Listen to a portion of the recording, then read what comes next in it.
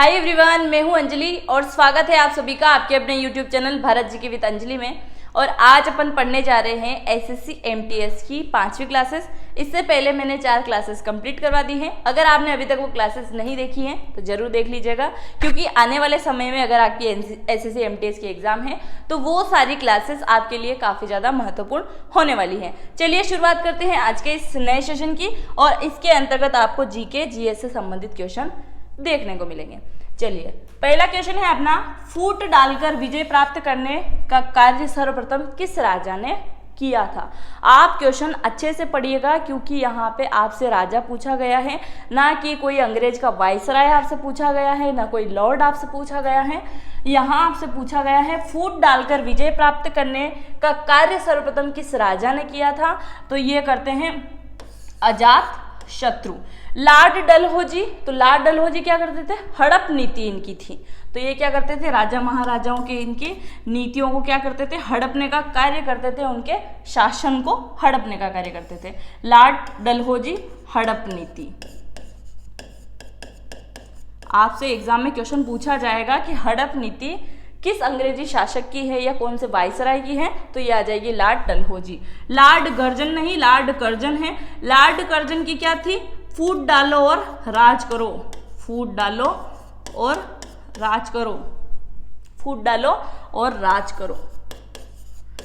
और राज करो। और बंगाल विभाजन भी किसकी देन है, ये भी लॉर्ड कर्जन की देन है। कब होता है बंगाल विभाजन, ये होता है 1905 के अंतर्गत। और फूट डालो राज करो ये किसका था, तो अजात शत्रु राजा अगर पूछा जाए, और अगर अंग्रेजी शासक में पूछा जाए तो फूट डालो और राज करो लॉर्ड कर्जन के द्वारा। इल्तुतमिश की अगर मैं बात करूं तो इन्होंने क्या किया था, इन्होंने कुतुबुद्दीन का पूरा काम कंप्लीट करवाया। यानी कि कौन सा कार्य कंप्लीट करवाया, कुतुबुद्दीन ऐबक का कार्य पूरा कराता है, कुतुब मीनार बनाता है। क्या कराता है, कुतुब मीनार बनवाता है। कुतुब मीनार बनाता है। नेक्स्ट क्वेश्चन है, तुजुके बाबरी किसके द्वारा लिखी गई है। तुजुके बाबरी किसके द्वारा लिखी गई है, बाबरी वंश या मुगल वंश आप कह सकते हैं।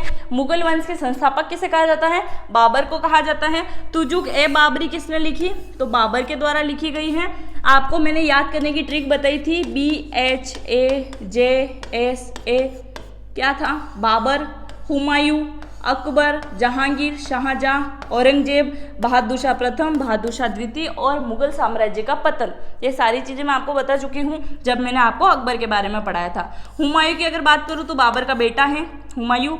हुमायूं के बाद अकबर आता है, अकबर के बाद जहांगीर, फिर शाहजहां, जो मैंने आपको बता दिया था। बाबर तुजुके बाबरी और मुगल वंशज का क्या है, संस्थापक है। मुगल संस्थापक इसको कहा जाता है। कहाँ से आते हैं ये, अफगान यानी कि काबुल से ये आते हैं मुगल इंडिया के अंदर। हुमायूं की अगर मैं बात करूं तो हुमायूं ने क्या किया था, तो हुमायूं के द्वारा मुगलों के लिए क्या किए थे, कानून बनवाए गए थे। कानून जिसके अंतर्गत एक इनका महत्वपूर्ण जो युद्ध है वो आपसे पूछा जाता है काफ़ी समय एग्जाम में, हुमायूं और शेरशाह सूरी, इन दोनों ने कौन सा युद्ध लड़ा था, ये एग्जाम में काफ़ी समय पूछा गया था। और कौन सा युद्ध लड़ा गया है वो आप मुझे कमेंट में बताओगे। नेक्स्ट है अकबर। अकबर के बारे में तो मैं आपको ऑलरेडी पढ़ा चुकी हूँ। दीन इलाही धर्म इन्होंने चलाया था, इबादत खाने इन्होंने बनवाए थे, जजिया कर इन्होंने समाप्त किया था, बहुत सारी चीज़ें हैं इनके बारे में। जहांगीर को संगीत प्रेमी कहा जाता है, और वास्तुकला का उदाहरण इनके शासनकाल में देखने को मिलता है। नेक्स्ट क्वेश्चन है, कार्नवालिस कोड बनाया गया था। कार्नवालिस को कोड कब बनाया गया था, ये आपसे पूछा गया। तो कार्नवालिस को कोड बनाया गया था 1793 में। कब बनाया गया था, 1793 में कार्नवालिस को कोड बनाया गया था। नेक्स्ट है, मध्य प्रदेश को किसी अन्य नाम से जाना जाता है। यानी कि मध्य प्रदेश को और एक और अन्य नाम से जाना जाता है, वो आपसे पूछा गया है। तो क्या कहा जाता है, सोया प्रदेश, टाइगर प्रदेश, मसाला प्रदेश या देवभूमि।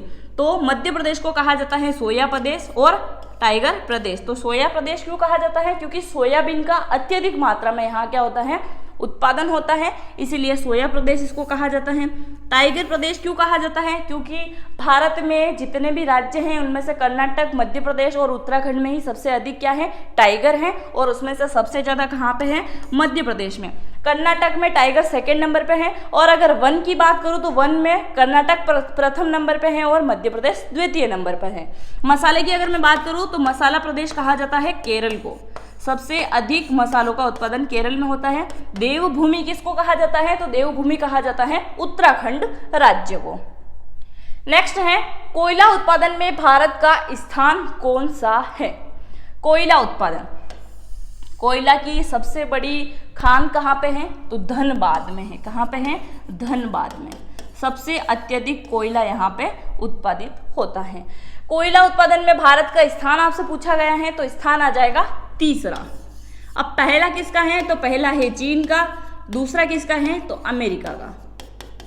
ये सबसे अधिक कोयला उत्पादन करते हैं, और तीसरे नंबर पे आ जाता है अपना देश भारत। नेक्स्ट है असम की घाटी जो खनिज तेल के लिए प्रसिद्ध है। असम के अंतर्गत दिग्बोई क्षेत्र है जो ये तेल के लिए काफी ज्यादा प्रसिद्ध है। असम की घाटी आपसे पूछी गई है, सुरमा घाटी, फूलों की घाटी, कोयले की घाटी और हल्दी घाटी। तो सुरमा घाटी कहाँ पे है? असम की, जो कि किसके लिए प्रसिद्ध है? खनिज तेल के लिए प्रसिद्ध है। यहाँ पे क्या है? तेल के कुएं हैं। फूलों की घाटी उत्तराखंड के अंदर आ जाती है, कोयले की घाटी धनबाद के अंदर आती है, और हल्दी घाटी राजस्थान के अंतर्गत आती है। आगे बढ़े। नेक्स्ट है भारत नाम की उत्पत्ति का सम्मान किस प्रतापी राजा से था? यानी कि इनका नाम इसके नाम पे रखा गया अपना देश भारत का। तो भरत चक्रवर्ती, भारती चक्रवर्ती, आर्यवर्ती राजा, आर्य भारत कौशल। तो भरत चक्रवर्ती के नाम पे नाम रखा गया है भारत का।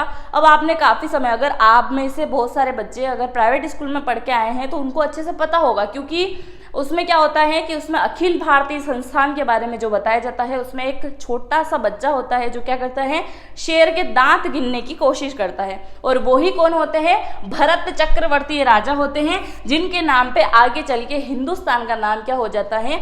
भारत हो जाता है। तो भरत चक्रवर्ती इनको कहा जाता है। दूसरा आर्यवर्ती राजा, आर्यवर्ती राजा किसको कहा जाता है? आप सभी को अच्छे से पता है, धृष्टराज जो कौन थे? कौरवों के पिता थे, और महाभारत का युद्ध कितने दिन चलता है? 18 दिन चलता है। उन्हीं को क्या कहा जाता है? आर्यवर्ती राजा कहा जाता है। आर्य भारत कौशल किसको कहा जाता है? तो राम जी के तीसरे नंबर के जो भाई थे, किसको कहा जाता है? भरत जी को। तो आर्य भारत कौशल इनको कहा जाता है।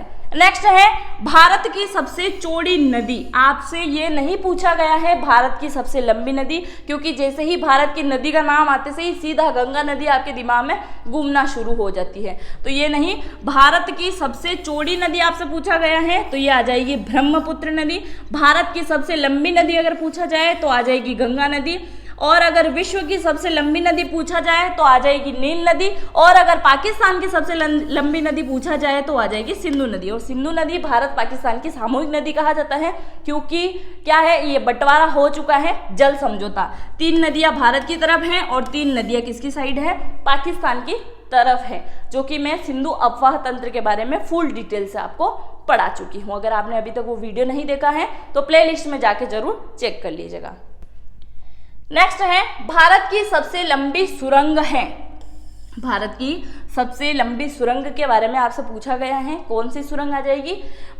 मल्लीगुड्डा सुरंग, मल्लीगुड्डा सुरंग, जवाहर सुरंग, अटल सुरंग, चेनानी नासरी सुरंग। तो इसका आंसर हो जाएगा चेनानी नासरी सुरंग। इसका नया नाम क्या कर दिया गया है? नया नाम है श्यामा प्रसाद मुखर्जी। श्यामा प्रसाद मुखर्जी, श्यामा प्रसाद मुखर्जी टर्नल, इसका नया नाम कर दिया है। अटल सुरंग, जवाहर सुरंग, सारी सुरंग कहाँ पे देखने को मिलेगी आपको? जम्मू कश्मीर के अंतर्गत। क्यों बनाई जाती है? बर्फ से बचने के लिए सुरंग बनाई जाती है, ताकि कम समय में आप रास्ते को अच्छे से कवर कर पाओ। नेक्स्ट है भारत में प्रथम महिला विश्वविद्यालय स्थापित हुआ था। पहला विश्वविद्यालय आपसे पूछा गया है, वो भी महिला का। तो कब स्थापित होता है? तो ये होता है 1911 के अंतर्गत। कब होता है? 1911 के अंतर्गत क्या होता है? स्थापित किया जाता है। 1916 के अंतर्गत किया जाता है। तो भारत में प्रथम महिला विश्वविद्यालय स्थापित होता है 1916 के अंतर्गत। 1911 में क्या होता है? कलकत्ता कलकत्ता से क्या हो जाता है, दिल्ली स्थानांतरित हो जाता है राजधानी का। यानी कि 1911 से पहले भारत की राजधानी क्या हुआ करता था, कलकत्ता, और अब क्या हो गया है, दिल्ली।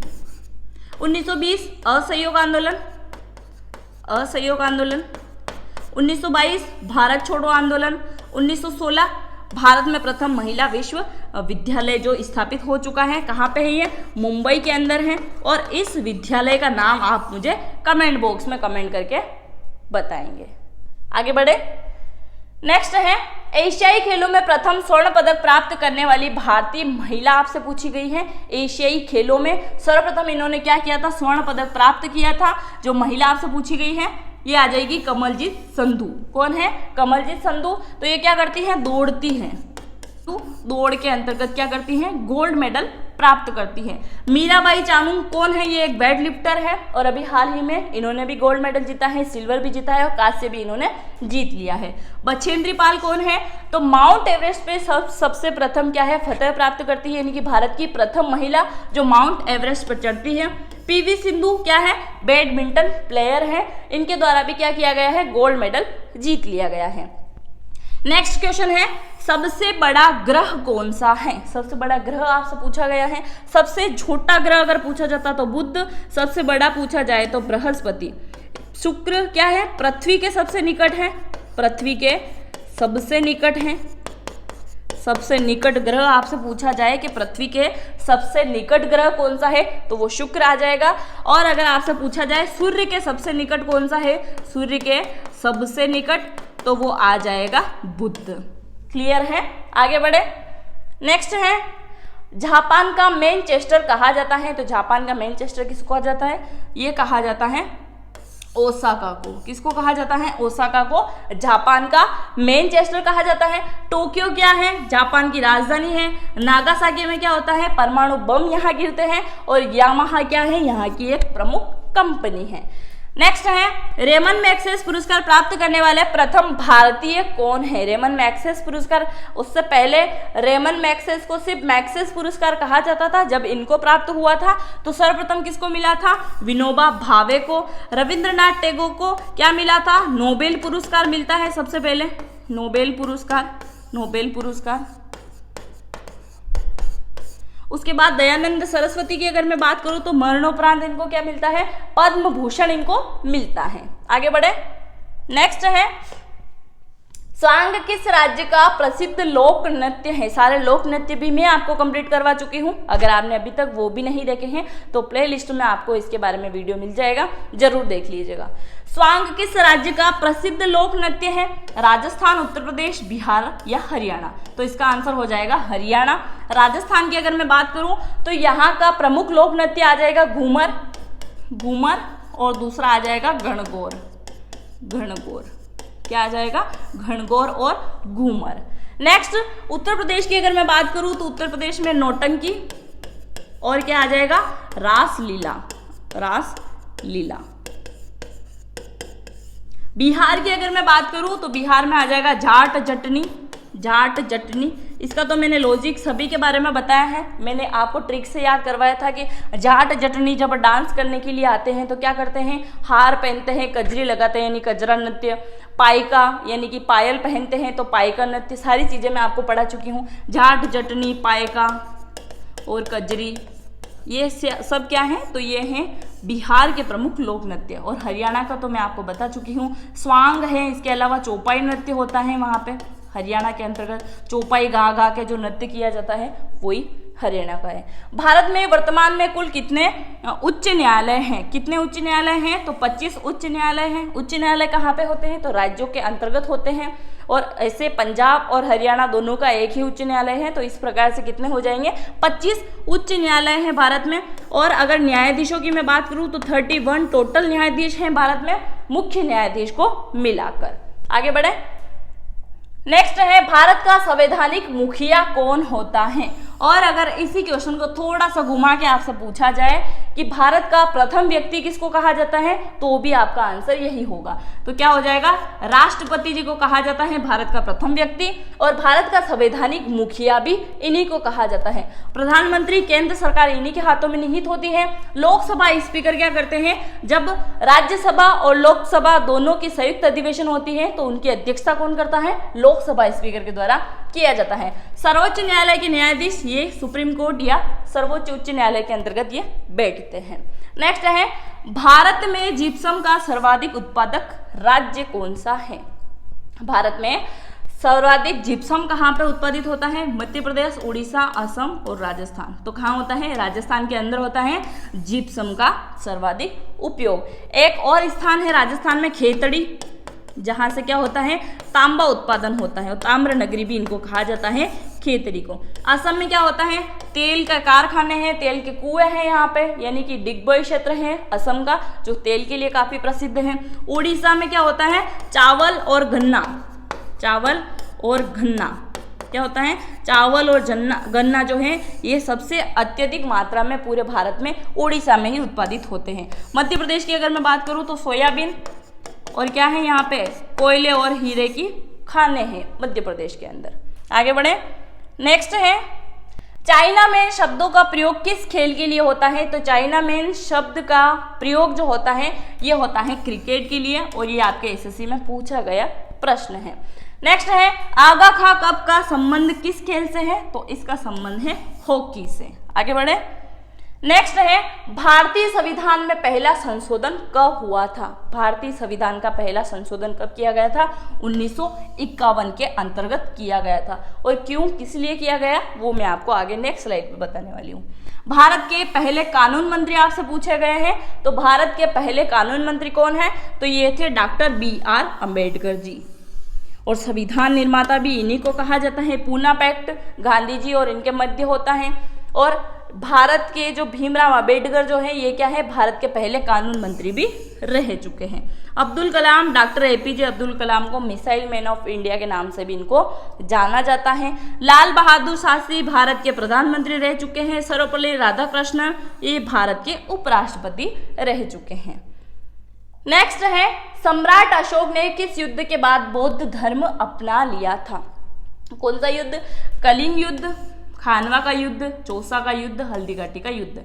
कलिंग युद्ध हुआ था, किसके द्वारा हुआ था, अशोक के द्वारा, और इसी युद्ध के बाद में क्या होता है, ये धम्म चक्र परिवर्तन अपना लेते हैं, बौद्ध धर्म में ये शामिल कर लेते हैं, और उसके बाद में अपनी तलवार को डाल देते हैं। क्योंकि मैं आपको इसके बारे में बता चुकी हूँ कि बहुत नरसंहार होता है, बहुत सारा खून लहू आप इनको नजर आता है, और ये बोलते हैं कि हमसे गलत काम हुआ है, इसका पश्चाताप हमको करना चाहिए। तो कलिंग युद्ध जो होता है सम्राट अशोक के द्वारा लड़ा गया आखिरी युद्ध होता है। उसके बाद ये क्या करते हैं, बौद्ध धर्म को ये अपना लेते हैं। इनके स्तंभों की संख्या का अभिलेख अभी तक किसी को प्राप्त नहीं है कि कितने अभिलेख या कितने स्तंभ ये बना चुके हैं, क्योंकि बहुत सारे तो इतिहासकारों ने बताए हैं, पर बहुत सारे ऐसे हैं जो कि आज दिन तक पता नहीं है, क्योंकि काउंटिंग नहीं है। हैनसांग का मैं आपको बता चुकी हूँ 15 है, और फाहियान का मैंने आपको बताया था 6 है, तो इनका गिनत नहीं है, यानी कि अनगिनत है। खानवा का युद्ध होता है राणा सांगा और किसके मध्य होता है, बाबर के मध्य, बाबर। चौसा का युद्ध होता है हुमायूं और शेरशाह सूरी का एक बहुत प्रसिद्ध प्रश्न है जो काफी समय एग्जाम में आता है। ग्रहट ट्रंक रोड का निर्माण किस शासक के द्वारा करवाया गया था, तो शेरशाह सूरी के द्वारा करवाया गया था। और हल्दीघाटी युद्ध ये होता है अकबर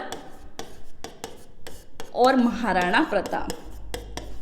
अब आप इस क्वेश्चन को अच्छे से नोट डाउन कर लीजिए, क्योंकि हल्दीघाटी युद्ध जो है अकबर और महाराणा प्रताप को कहने में आता है, क्योंकि अकबर क्या था, उस समय का शासक था।